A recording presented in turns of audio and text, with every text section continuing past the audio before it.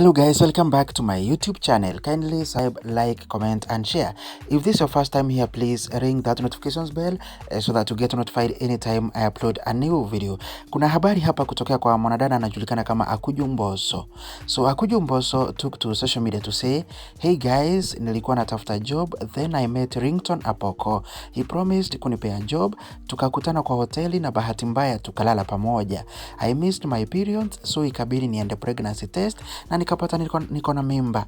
Hashiki simu zangu tangu ajue niko na boli yake, please help me." That is Akuju Mbosso. And then she shared the screenshots of her calling Ringtone, okay, supposedly calling Ringtone, na anasema kwamba hashiki simu zake. Hey, sasa mambo gani haya tena? So guys, check these screenshots.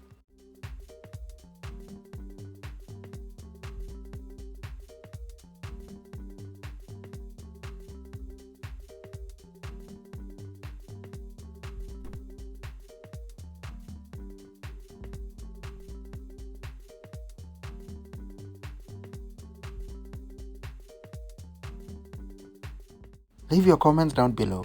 See you on the next video. Bye.